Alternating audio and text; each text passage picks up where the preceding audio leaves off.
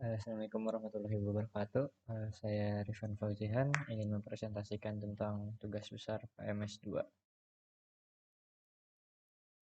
yaitu soal pertama yaitu jelaskan detail flow aplikasi yaitu register. Pertama kita bahas register dulu. Untuk registrasi atau instalasi pada aplikasi Figma yaitu masuk ke figma.com, lalu pilih masuk di bagian kanan atas pada halaman.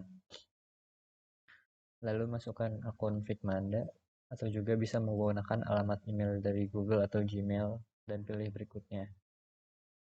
Bisa juga mengetikkan ID dan password yang Anda buat pada waktu itu. Nah, untuk membuat akun pada Figma, yaitu kita masuk ke figma.com, lalu pilih daftar, lalu pilih buat akun. Lalu ketikkan alamat email dan kata sandi yang ingin digunakan, lalu pilih berikutnya, dan nanti akan ada form untuk mengkonfirmasi bahwa Anda menggunakan ini sebagai apa, ataukah sebagai pelajar atau untuk desainer, untuk pekerja. Lalu klik berikutnya. Basic setting pada Figma yaitu melepas tautan Figma, pilih bilah tugas berwarna pada Figma di bilah tugas atau menu, lalu pilih bantuan dan pengaturan, lalu ke pengaturan. Pada tab akun, klik lepas tautan PC ini, lalu lepas tautan akun.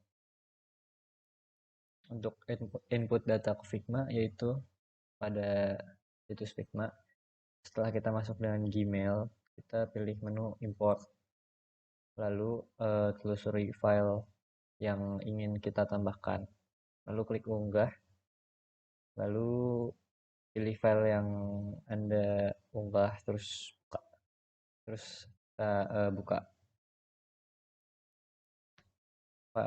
output aplikasi di Figma, yaitu ada menyimpan dokumen seperti foto dan file, lalu melindungi file, terus dapat membagikan dengan orang lain dan masuk ke file tersebut dari mana saja pada semua perangkat.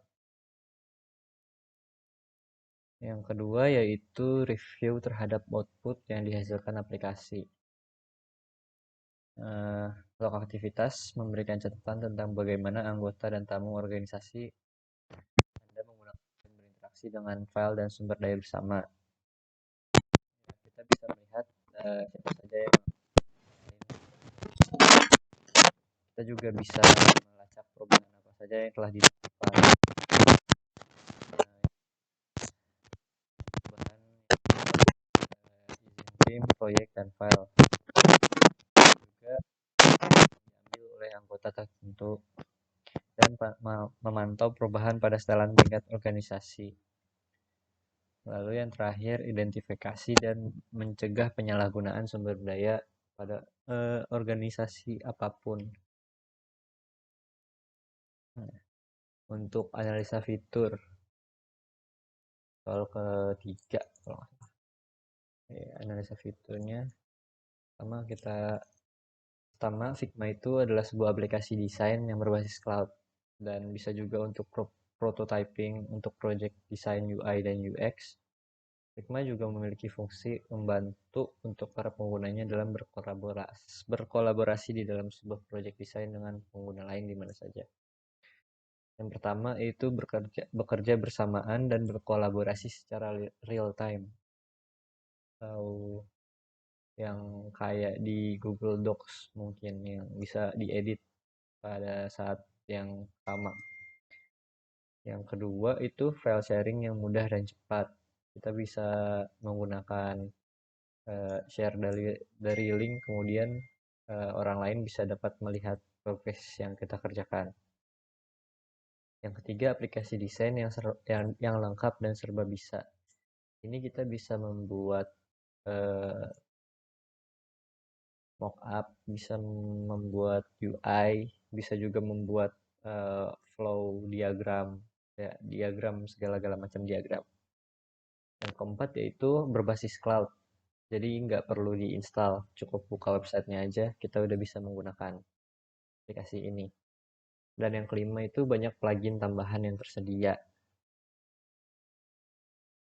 Untuk kekurangannya, kalau punya cloud atau menggunakan browser, maka kita harus online dalam mengerjakan desain.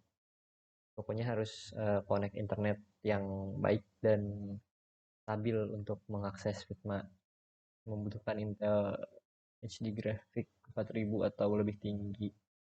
Yang ketiga yaitu local caches yang mempersulit pengguna untuk melihat perubahan atau pembaharuan desain. Yang keempat, pengguna lain hanya dapat mengakses file saat desain sudah terunggah ke penyimpanan cloud Figma. Hal ini suka mengakibatkan delay pada beberapa kasus dan oh, contoh koneksi yaitu internet yang kurang baik, jadi kurang maksimal pengalaman menggunakan Figma-nya. Yang kelima, untuk menggunakan fitur secara lengkap harus mensubscribe. Sebenarnya yang paket gratis juga bisa, tapi kurang lengkap tuh. Jadi harus untuk fullnya harus subscribe. Nah, mungkin itu saja dari saya. Assalamualaikum warahmatullahi wabarakatuh.